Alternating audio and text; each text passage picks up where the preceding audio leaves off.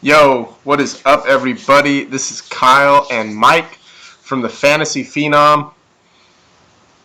We could have had a historic night here at the Phenom, but we didn't. So you see here this line right here that's zoomed in super high, and you see this number right here, this 391. That one. That one. That one right there. That one. That one right there. So what happened, Kyle? I entered this lineup and I hit 301. I missed it by 90 points. A difference of 90 points and about $9,000. Yeah. Something like that? No, 10,000 because I didn't cash at all with this lineup. I only entered one lineup tonight in a $25 GPP. Oh, okay. So I'm sorry, 10,000. And yeah, so a difference of 90 points is a difference of $10,000. So what do we always say here on the show? Trust the fucking process. So it's not all bad. The projections gave us a line that would have won $10,000. And we're making projections every night. So here's the GPP this isn't the first time either. So this is the one that, remember how I said I was going to, so I started something new today on the sheets. I was going to do GPP lineups and cash lineups and just projected lineups. This was the highest overall GPP lineup.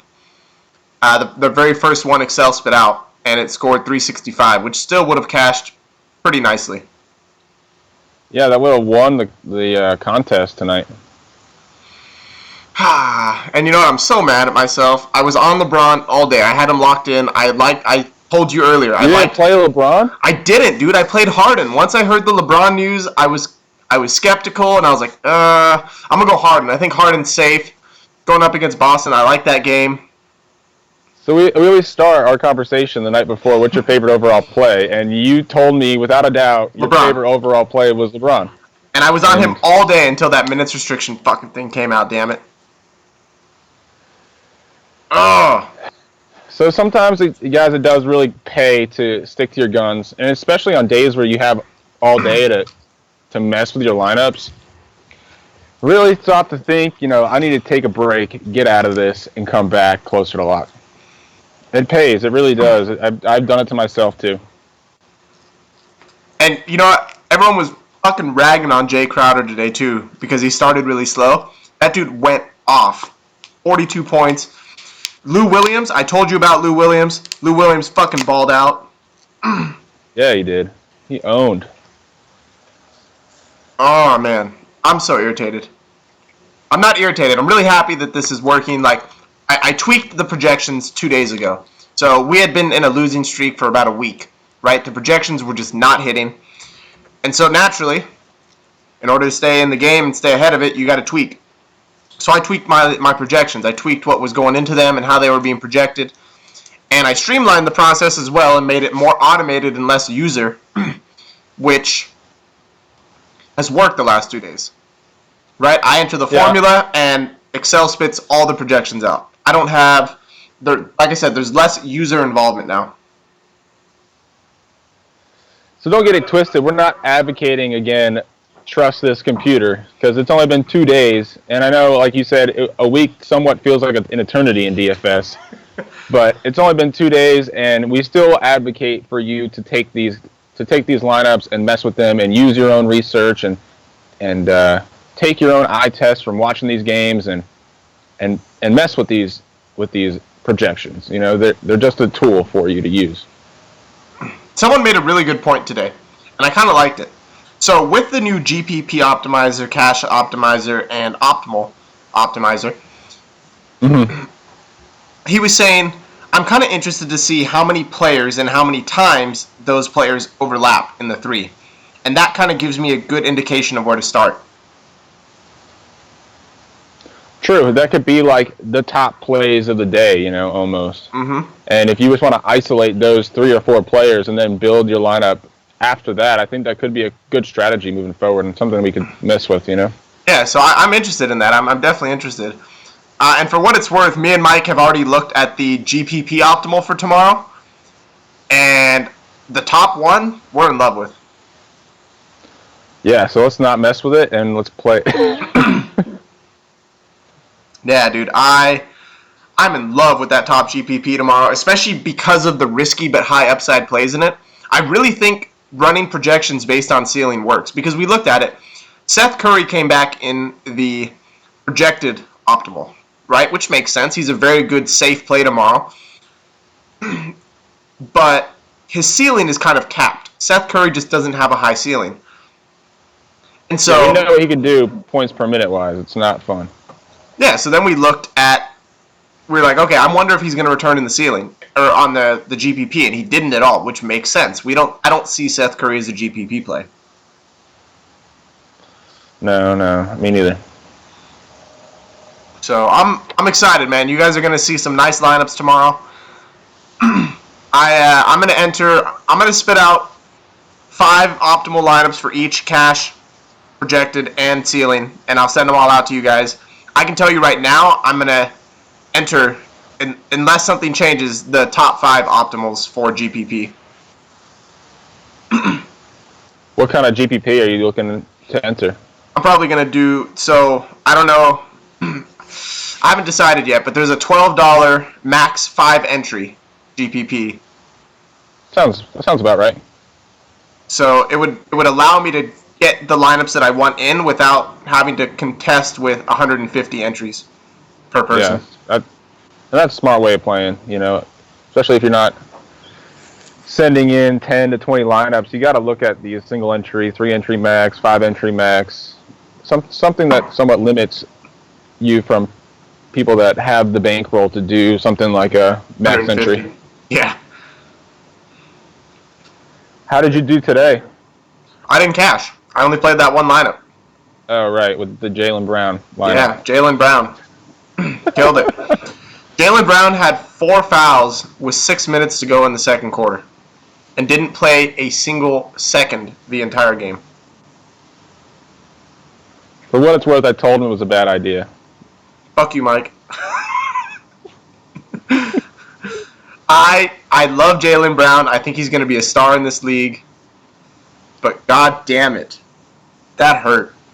I cash in both of my... I did a $25 single entry GPP, the one that I would have cashed in that $3.99 or that $3.91, and I did a double up to hedge my GPP, and I didn't cash in either. I missed the cash line by 3 points in my double up because of Jaylen Brown. Was a little high tonight, I think.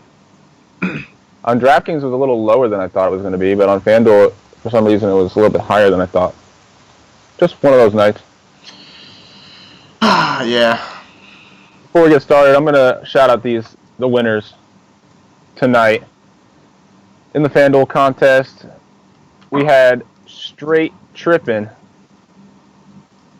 with a line of 358.9. He barely edged out Candy Lady by 0.5. So congratulations to you. 358.9 is a solid line. And then on DraftKings, the winner was DF1NS with a line of 344.75, which on DraftKings I know did some damage. So I hope you spent some money on that line. And again, guys, if you want to get into these contests, or say you only play FanDuel and want to give DraftKings a try, or vice versa, they're free contests. You're playing against loyal listeners or watchers of this show, and there's a prize package at the end, so it's not complete. It's somewhat worth your while. Yeah, the prize package is what, $175 NBA package. You get your favorite jersey. It's like a swag pack. You're gonna have a jersey and some the stance socks that they wear on the court.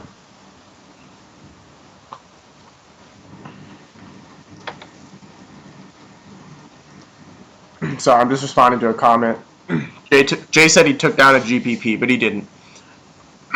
Jay is, I don't know how much... Do you remember Jay from the Sports World, Mike? He was the troll in the chats. He's our... Are we sure Jay is a troll? Jay's I definitely mean, his picture looks like he might be a troll. well, Jay, he's not a troll. Um, he's our relative police. He's like the rent-a-cop. So he monitors our live chats when he's here. He used to actually The kick out. Rent-A-Cop took down a GPP. He says he did. I don't believe him.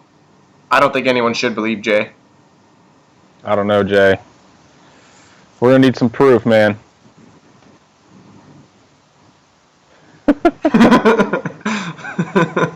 No, but if you did, man, that's awesome.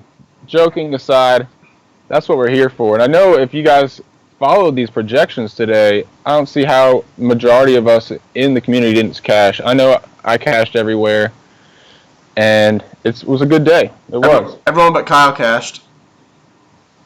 Because he played Jaylen Brown.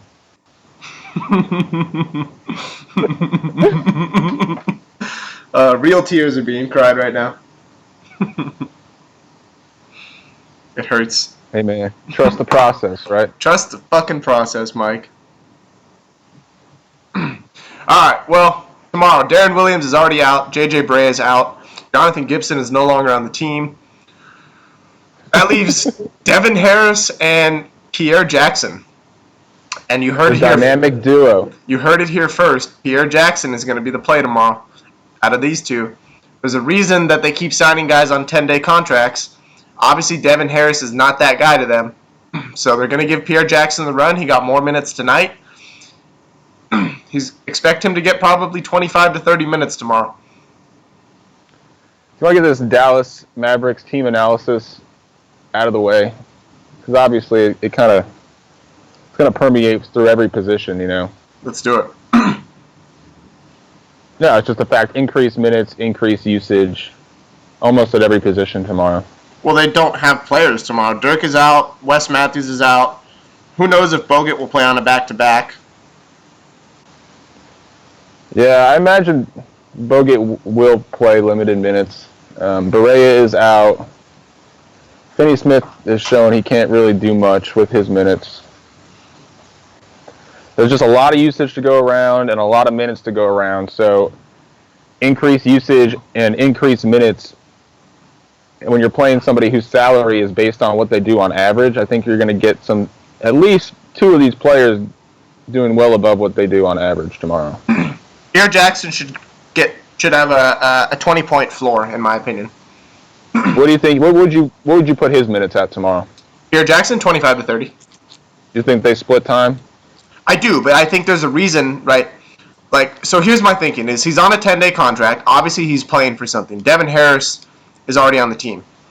So Pierre Jackson is playing for something, and the Mavericks signed him to a 10-day contract. Logically, they would want to give him run to see what he can do. I can go yes and no with that. I mean, I think they might have signed him to a 10-day contract because out of necessity. I don't think they signed him to it because they are trying to improve their team with Pierre Jackson. Do you know what I'm saying?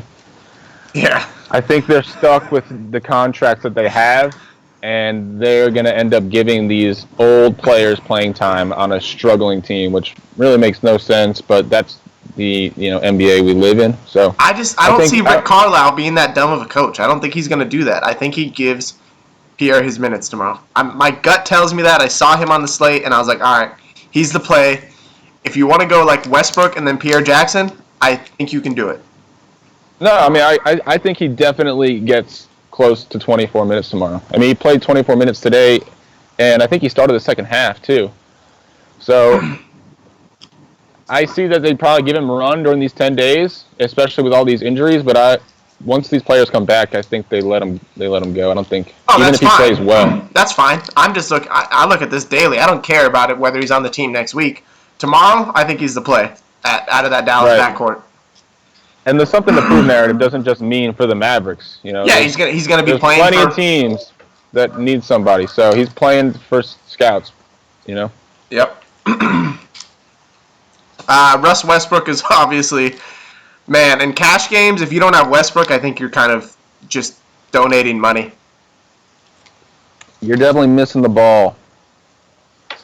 Yeah, I mean, with all the value coming out of Dallas, and there's some value elsewhere too. we'll get into it. But even if Westbrook, I think you could build a lineup comfortably tomorrow without Westbrook, and you're going to have like $2,000 left over. And so it's like, even if, say, you have Bledsoe and you have enough money to get to Westbrook, why not? Why not go to Westbrook? I mean, I don't think he's in a great matchup. It's obviously the lowest point total of the night, and this probably projects to be a blowout. So I don't see him going like 6x tomorrow, but I don't either. But I think he's gonna set the cash line.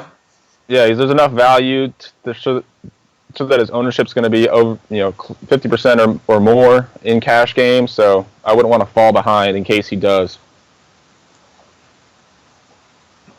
Pierre Jackson's gonna lose somebody at GPP. Oh yeah, this is completely a minimum salary punt. Yeah, I'm not saying Pierre Jackson my favorite play, but I'm not either. I just think he's the play out of that backcourt if you want to go between him and Devin Harris.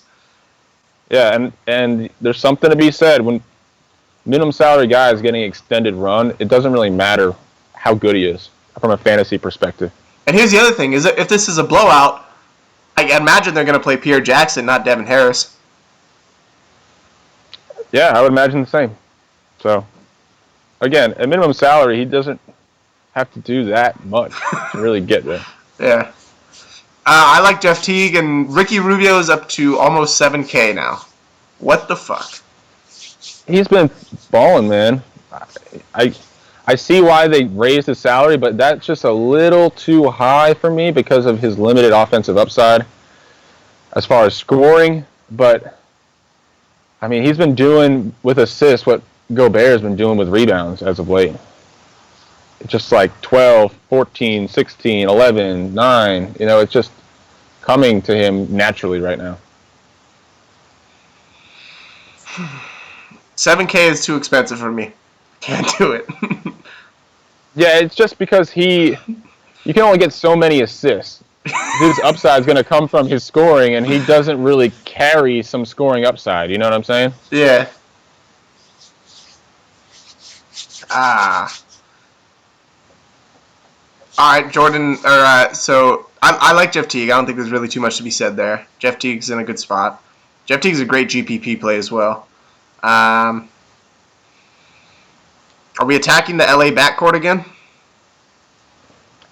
Why not, right? George Hill's 6K. Yeah, I'm not super excited about George Hill. He's 6,700 on DraftKings, but on FanDuel at 6K, I think there's really nobody else in that price range.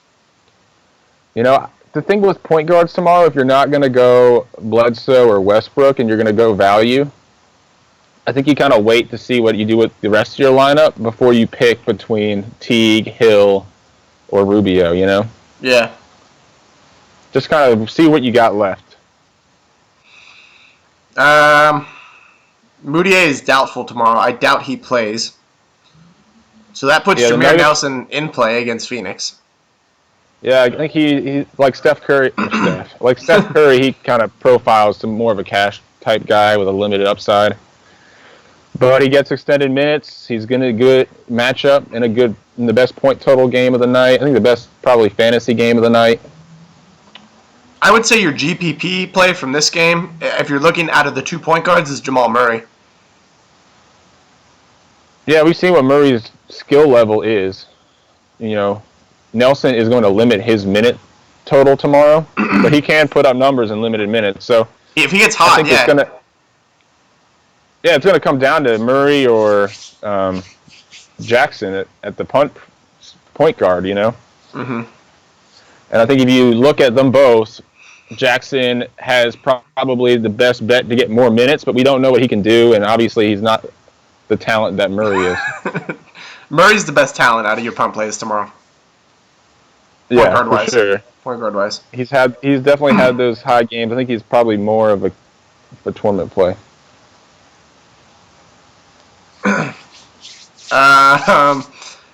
Eric Bledsoe did not return in a GPP or an optimal lineup or a projected lineup. Interesting. Do you? Yeah. FanDuel upped the prices on the studs again on this 4-game slate. We saw it on Tuesday too. Yeah. Where all the studs were like crazy high. Westbrook's 12-7. And I don't think Bledsoe's $9,700 worth. I know he's been balling lately, but that's got to be the highest he's been all year. He fucked me last game. He was in foul trouble most of the first half, and then Booker got hot, so I think he just deferred. Sounds like Jaylen Brown. Okay. Got in foul trouble. At least you didn't spend $9,700 on Jaylen Brown, right? I don't care what I spent. I want him to give me more than 2.6 points. Oh, man. I got no comment.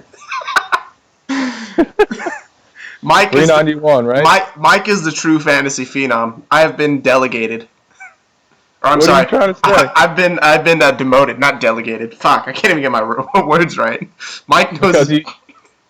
Because you played Jaylen Brown? Yeah. You told me not to. I told you it was a trap, man. I know. That's what I'm saying. I've been demoted. I'm no longer the phenom. You are. I think it was just your Boston bias. I've done it with the Nets all year long, man. Yeah, I'm just high on Jaylen Brown, but all right, shooting guards. We talked about Seth Curry. I don't even know who this dude is, so I'm not going to play him. Nicholas Brasino.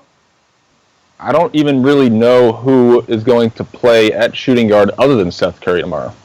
You know, it's like, do they go, Pierre Jackson and Devin Harris backcourt for some of the game? Like, obviously he's not going to play 48 minutes. Well, with no Dirk, does Harrison Barnes slide back to the 4, or does he play the 3? I think he starts at the 4. I think we see Bogut start at the center and play like 20 to 24 minutes tomorrow. So yeah, most of their depth tomorrow is going to come in the front court with Mejri and Powell as well. So it's just the backcourt is so thin tomorrow that they only have 3 true guards. Fuck it, Brasino's going to win someone a GPP tomorrow. I guess Brasino's going to get some extra run. I mean, I bet you Seth Curry plays high 30s tomorrow out of necessity. But they're going to have to play him, right? I'm going to see if he played today. He was recalled from the D-League. Oh, so, I mean, that's a sign they need body in the backcourt. While he will rejoin the Mavericks in time for Sunday's matchup, it's not expected that he'll be included in Carlisle's rotation. So who will there? That's what I'm saying. Either way, I don't think you really look at whoever else plays Seth Curry. It's just a point to make the fact that he's going to get some extra minutes tomorrow at 4,100. Seth Curry's playing 40 minutes tomorrow. He's like a really solid cash game play for that price. I think his floor. He's Nerlens Noel today. His floor. I don't think he's that good, man. I don't think his upside can I'm saying the amount of ownership. Nerlens Noel was from ownership perspective. Nerlens Noel was 84% owned in a GPP, Mike. In a fucking GPP. Yeah, he was 90% in all of my double ups. 90% or higher. 84% in a fucking GPP. I can't believe that. And I didn't play him. I was the one who did. I played fucking Montrezl Harrell instead. Dude, man, I don't know what to say. What would you put? I would say Curry's floor is 5x tomorrow, and his ceiling is 30 points. Would you put his ceiling at? Could you think he could get to 40 tomorrow, given 35 minutes? I see his ceiling at around 32 to 35. I just don't see him. I mean, he's going to get increased usage. I'd just rather stick to playing him in only cash games. I definitely think it's just a cash play. Oladipo's in a good spot, though. Yeah, I think he profiles more as a cash game, too. And then there's this matchup, too. Like, Curry against Oladipo. I would never in a million years play that, except for today. I love what Oladipo does defensively, and I love what Roberson does defensively. So, to me, I would just always avoid them if it's Seth, unless it's like a stud.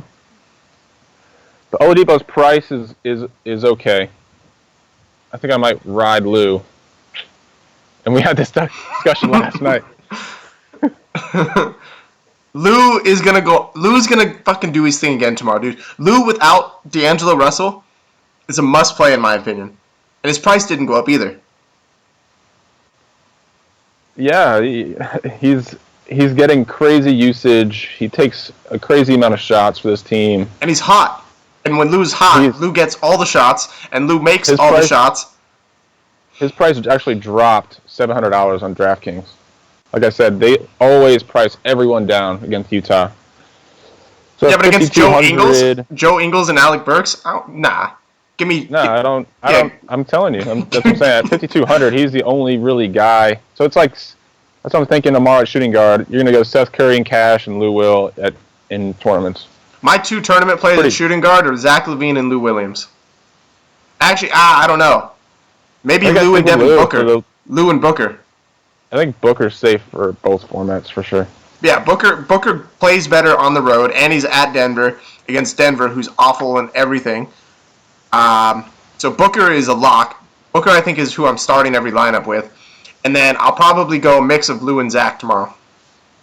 Yeah, I think Booker's my favorite play on the night. He has 20-plus field goal attempts in 6 of his last 8 games. He is shooting 55% from three-point range and over his last 5 games. He has 20-plus points, real-life points, in each of his last 10 games. Who does? Devin Booker. Oh, Devin Booker's, yeah, he's playing well right now. Yeah, he's an integral part of this offense. He's getting crazy high minutes, and I think I'd rather play Booker over Bledsoe for the price. Yes, I agree with that. Especially with the matchup and being on the road. By the way, someone just mentioned LaVine. LaVine is completely a GPP only. Do not roster him in cash. Look at all these comments. Everybody hates him, but we've seen what he can do. So on a 4-game slate, why not take this flyer on him in cash? If you got someone with his talent that could possibly see sub 20% ownership on a 4-game slate, and Indiana makes him a nice awful GPP. Against shooting guards. Indiana's terrible. Shooting guards light Indiana up. Again, just for the record, we feel the same way as you guys about him. Yes. What were you saying? If he gets what? If he gets touches tomorrow, LaVine can do his thing.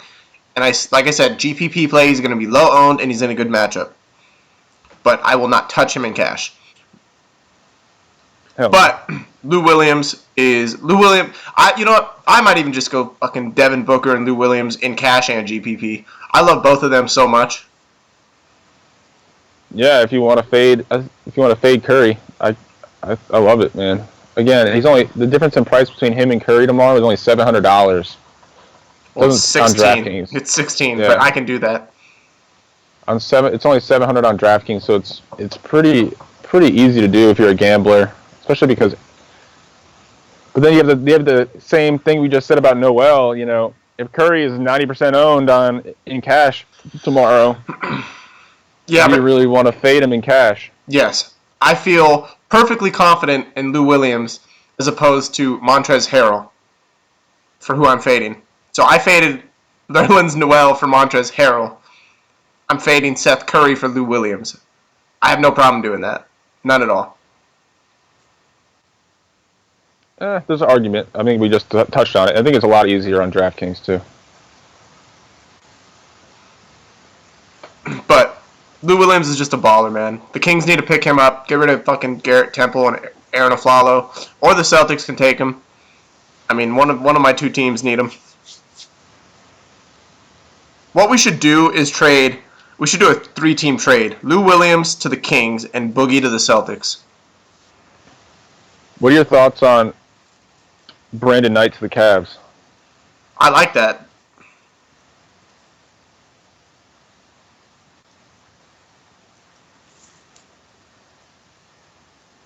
I like Brandon Knight on the Cavs. He's a playmaker. I think he could make some noise in the second team.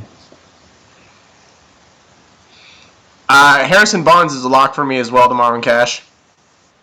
Yeah, same. His usage I think is he's also usage safe is for both formats. yeah, his usage is great when Dirk is not playing.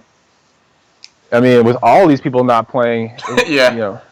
it's even better. He's probably got the best usage bump on this whole team. He's gonna have to do everything tomorrow to keep this game close. Again, I don't know how this game stays close unless we see a minutes dip on the Thunder side. But I think you also see not only you see a usage bump, but I think you also see a rebounding bump, which I think is really big for him because he's been getting his shots still with Dirk. I don't think his field goal attempts have taken that big of a dip, but his rebounding numbers are really what have suffered. Which is why I was wondering if he's going to go back to the 4 tomorrow. I think that he does, unless I just don't know who they're going to play at the 3 or the 2. They'll play Finney Smith. They'll start Finney Smith as they did all year. That's true. Okay, so dude, actually no, I'm not touching Finney Smith against Roberson if that's the case. Hell no. And I think we still see Roberson on. I was just gonna say Barnes. You probably put some bonus on Finney Smith. Yeah. But even with that, I like Harrison Barnes. And the fact that they're gonna have to go small, somewhat. I guess we'll get into that with OKC's front court.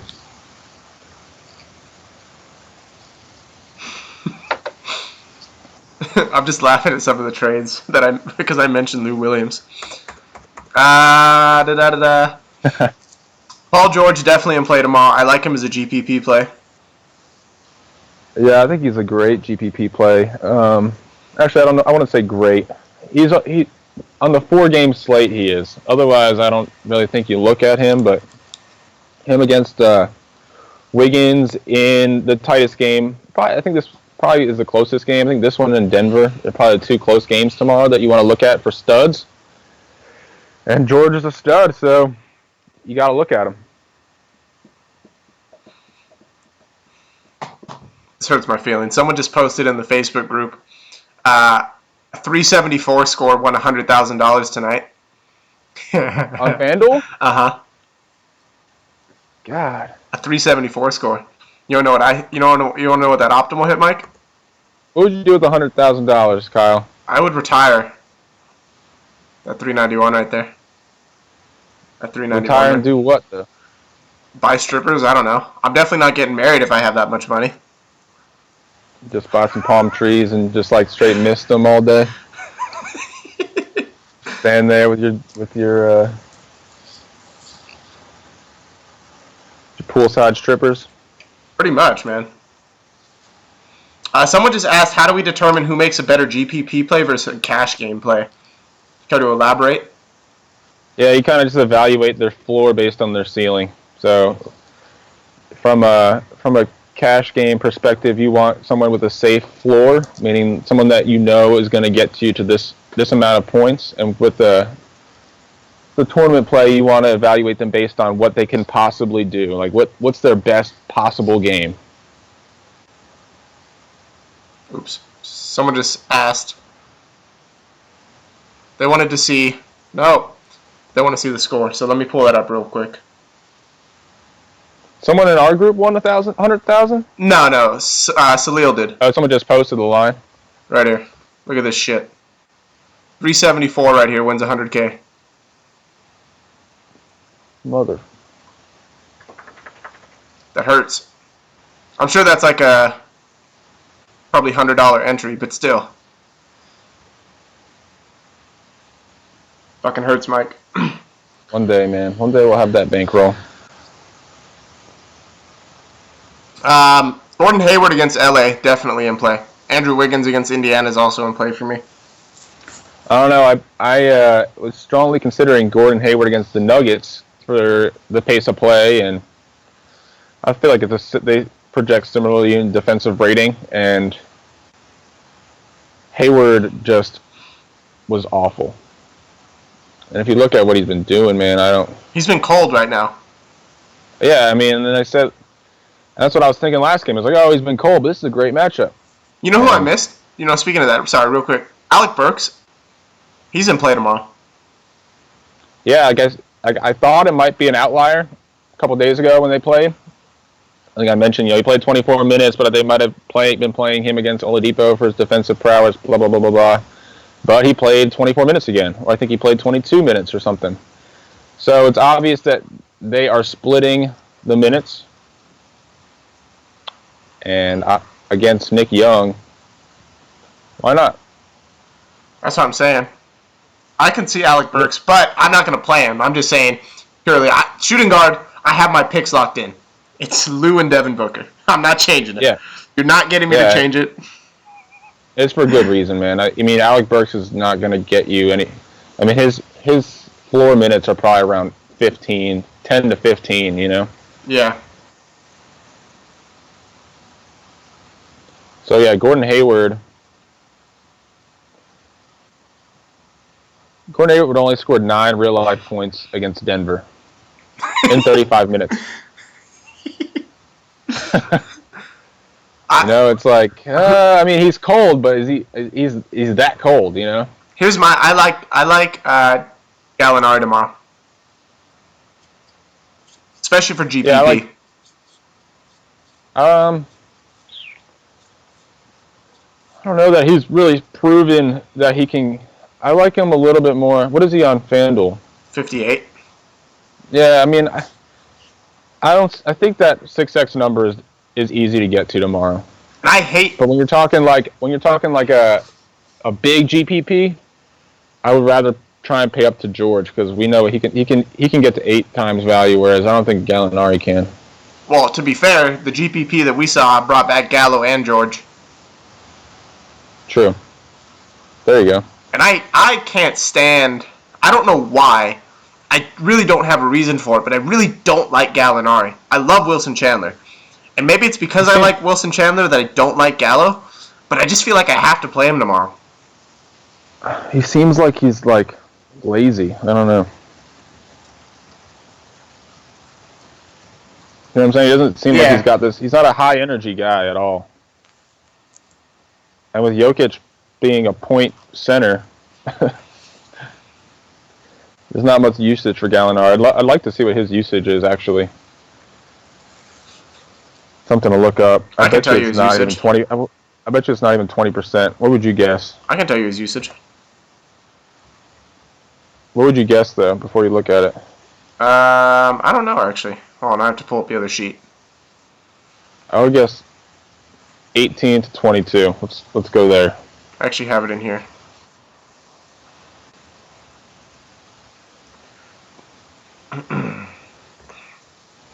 I don't really look at the usage number as much as I should. I just kind of watch enough basketball that I feel like I know.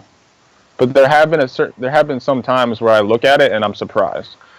Gallinari's usage is 19%. Wow, see? Yeah. There you go. That's exactly what I was thinking. I don't know, man. That's rough. But again, it's a 4-game slate, so anything can happen. Any one of these guys could be your top scoring small forward, in my opinion. Someone wanted to see the lineup that had the nice score again. They relate to the show. So let's just show that. LeBron James.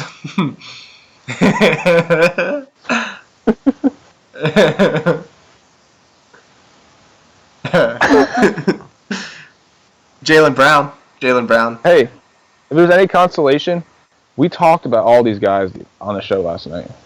We really were. And the only guy I don't think we really celebrated was Crowder. Yeah. I guess we weren't as high on Dragic as we should have been. I love Dragic. But I think I told you when I was wrong on Conley. I'm glad I didn't play him. I almost had Conley locked in. But I think I told you before with the show last night, Dragic and Conley were my 2 point guard plays. And then I kind of looked at it and I was like, all right, Dame and Kyrie are in good spots. But yeah, I think we somewhat overlooked that, but he did his thing. PJ Tucker, TJ Warren. God, man, PJ Tucker. That guy's a pain in the ass. He's in play, I think. For some reason, he plays 35 minutes a game for the Phoenix Suns, who are a team that have lots of talent and are rebuilding, yet they're playing PJ Tucker 35 minutes a game. I don't know. We saw what he did against or at least I saw what he did against Towns last game. They played him on Towns in the second half last game, and he shut him down. So this guy's a pesky defender. They like what he can do, and I think we see him for extended minutes tomorrow. So if you look at him from a points per minute perspective, if he gets 35 minutes and he's averaging 18 points a game in 27 minutes. So you're looking at like another cash game in that 4,500 range, you know. I could see PJ Tucker and play tomorrow. And I don't think anything can happen after they put him on Towns. You know, who knows what they're gonna do now. But he's shut down. I think he's shut down. I watched him shut down LeBron. They definitely like to put him on the best player defensively.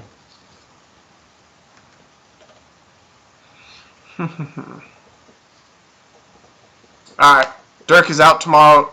I can't stand Dwight Powell, but is he in consideration?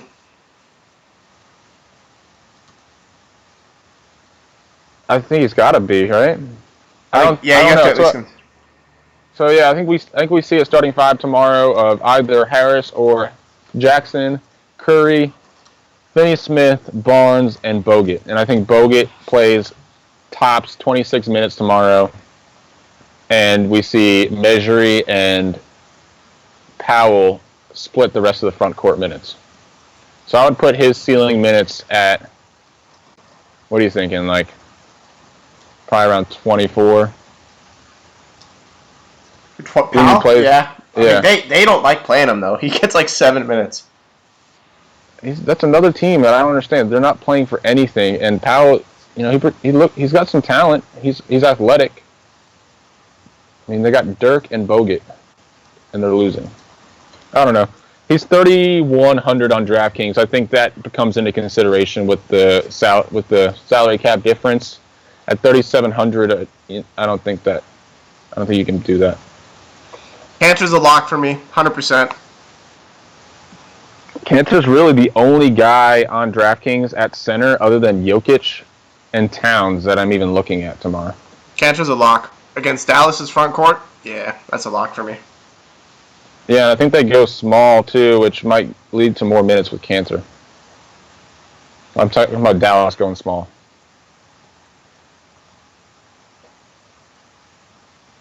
I think he matches up well with Powell. I do too. They both have similar type games. Well, let's not compare Powell to the great Enes Kanter. Enes Kanter's a Hall of Famer. Powell's like a poor man's Kanter. Enes Kanter is a Hall of Famer. We shall not compare Dwight Powell to him. Hall of Famer. No, he's a NBA Hall of Famer. I'm convinced. First ballot, huh? Maybe not first ballot, probably like second year, but we have a Enes Kanter rant like we did Boban. Boban is ugly though. Enes Kanter is at least good looking. I want to see you in that mustache, man. I think that mustache bow tie combo could. I can't do the porn stash. Cantor's stuck in the 80s with that one, but. How about we make a bet? If you place top 5 in a GPV tomorrow, you have to grow a Kanter mustache. All right, I'm down.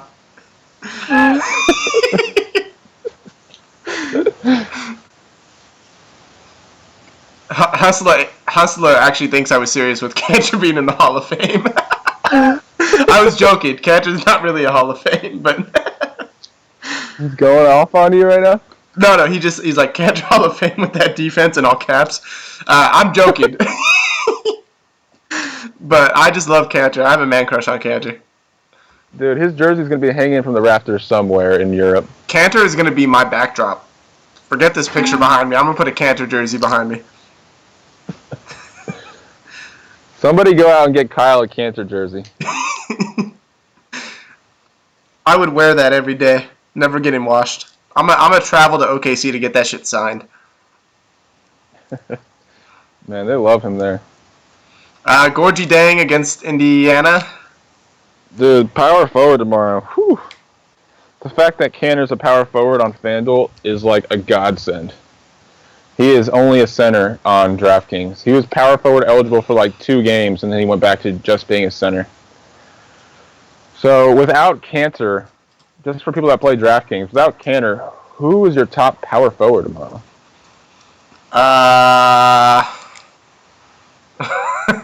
It's tough, man. It's going to be between Thad, Jang, Favors, and Randall. Right? Fuck, I don't know, man.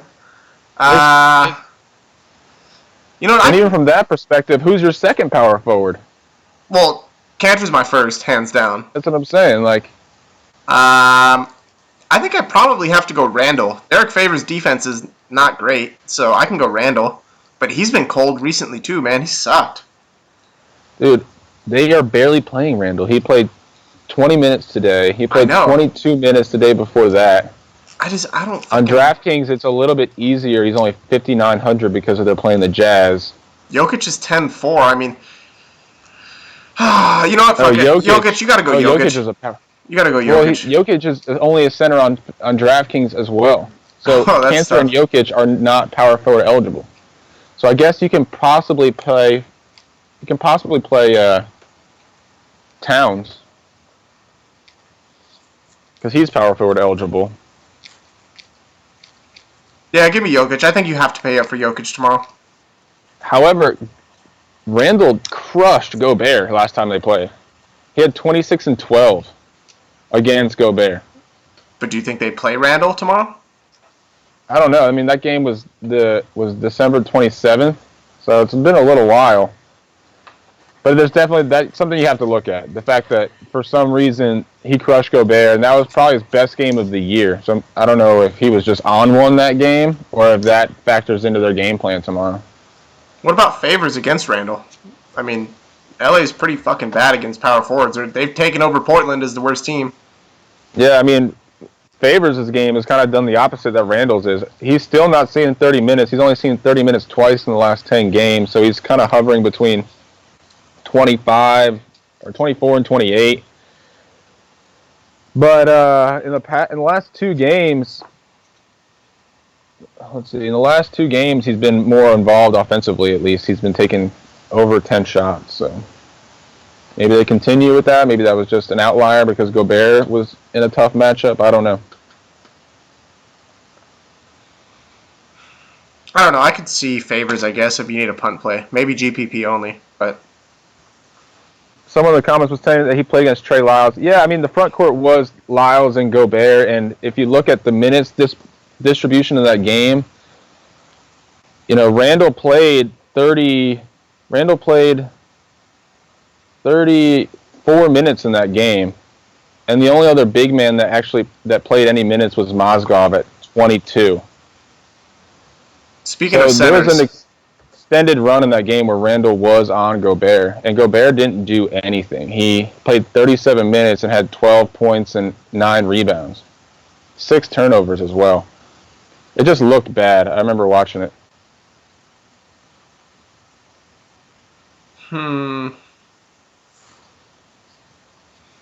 Speaking of centers, look out for Zubac tomorrow, whatever the fuck he is. Zubats? Yeah. That dude. The Lakers like him a lot. Lakers like him, dude. He had 12 and 10 tonight. Yeah, he doesn't really have anybody in front of him to hold him back from minutes. And Mozgov ain't shit. He had 22 points tonight, you said? No, 12 and 10. Oh, yeah. 3,500 if he's going to get a double-double tomorrow. I'm not touching Bogut. Steven Adams is a good play tomorrow. I like Steven Adams. Yeah, I like both Adams and Cantor against the Dallas front court, consisting of Bogut, Mejri, and Powell.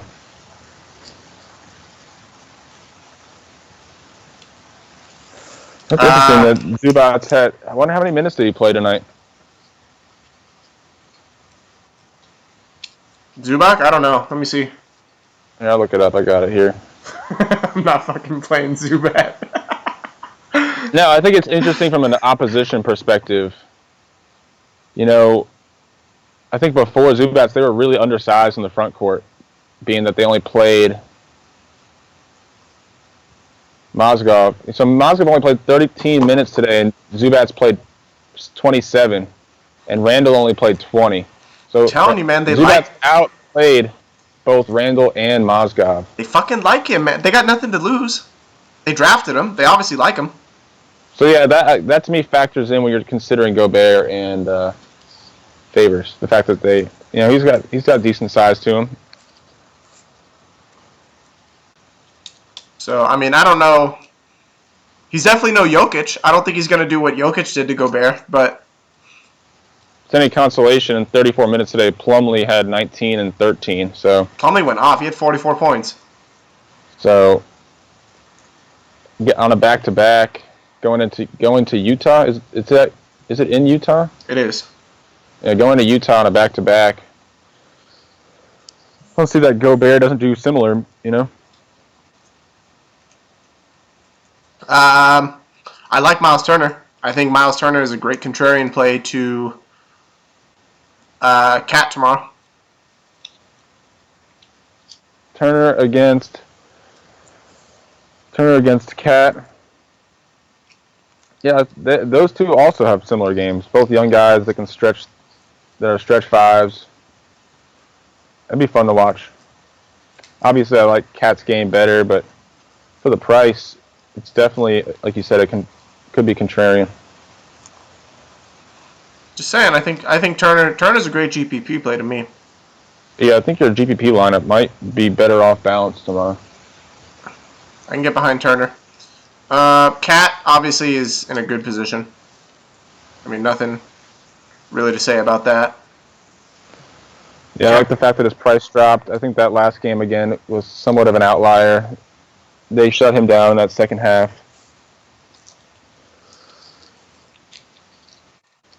And it's going to be a close game tomorrow, I think, with Indiana.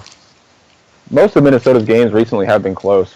Yeah, Minnesota doesn't blow anyone out, and they don't really get blown out, so. Yeah, I don't think the Pacers are a prime candidate to blow out the Bulls. Gobert against LA. Looks juicy on paper. I mean, I just said what Plumlee did. Does 8,300. He is 7,500 on DraftKings. The Lakers allowed the most points to opposition centers on DraftKings. What do you think his ownership will be? He's always low owned, man. He is, and Cat's on the slate again. Right. I don't think he's higher than 20%. I don't think he's higher than 20%. I think on DraftKings, Jokic is going to be the highest owned player.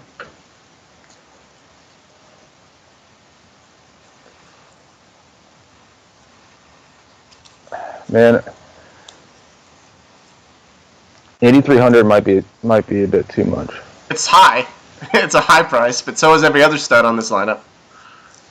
Yeah, I think Price kind of. Look at fucking Tyson Chandler. He's 6,600. Yeah, his price is definitely inflated. I think Price on a 4-game slate is kind of goes out the window somewhat. You know, I don't think you evaluate your plays somewhat on Price, but not as much as you would on a 10-game slate. Yeah, you have limited options. Right. I don't know, man. My gut keeps telling me to go back to Miles Turner tomorrow. I agree with you. I mean, there's going to be so much price. There's going to be so much money to go around. People are just going to be like, oh, well, I can afford Towns. Might as well. Yeah. I don't know, man. For some reason, I love Miles Turner's game, and he keeps getting better and better as a player. On DraftKings, I think I'm just going to stick to Jokic and or Cantor at center. Well, see, I can't do that. I don't get either, so. Exactly. So on FanDuel, it's a totally different ball game. Towns is only 9,900 on DraftKings. So I think Turner is the only one that's not. I think Gobert and Towns are both a little overpriced, and Turner is somewhat safely priced. You know. Miles Turner's usage rate is 21%. Someone just asked that, so I pulled it up. He's scored in double figures in each of the last 5 games. He's averaging right around 33, 34 minutes a game. He scored 30 points in 3 of the last 5. Yeah, Miles Turner in his last, how many games? 5 games. He is averaging 33 minutes and 30 FanDuel points. Right. So from that perspective, he might be a little bit overpriced as well. But again, you want to target games on a 4-game slate, and if there's any games that I'm targeting, it's that Indiana-Minnesota game and the Phoenix-Denver game. So you look at those are the 2 games where I'm going to spend the most money on, and then I'm going to look at the other 2 games to find my value. I can dig that. All right. Well, give me your. Okay, let's try and do this tonight. Give me your top 2 cash plays. I think my top 2 cash plays tomorrow are Devin Booker and Harrison Barnes. Okay. I think mine is Seth Curry and Russell Westbrook.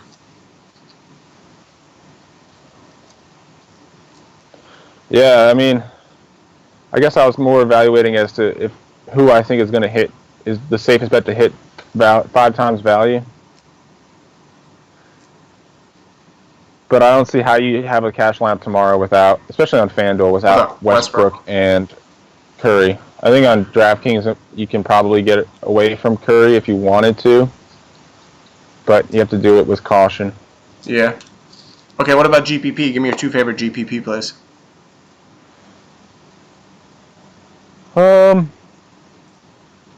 Jokic and George. Lou Williams and Miles Turner. What are your favorite 2-man stacks? What's your favorite 2-man stack? My favorite 2-man stack is Teagan Turner. I think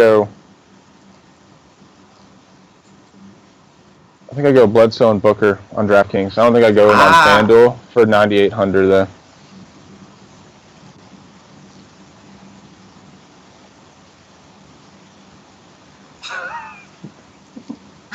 I'm just reading something. I also like Westbrook and Canner. Yeah, actually, no, I like that too. Westbrook and Canner. You said Teagan Turner, right? I like Teagan Turner, but Westbrook and Canner as well. I can get behind Hill and Gobert too on FanDuel. Yeah, that's a total price of 14.3. Cantor and Westbrook is 13. No, 9. Fuck, where's my math wrong? 12 and 6 is 18. 19.3. And what was the other one? Teagan Turner is 14.5. So. Yeah, so Teagan Turner is the cheapest one. If you had to pick the game to stay the closest tomorrow, what would you say? Let me look at the slate real quick. Indy, Minnesota.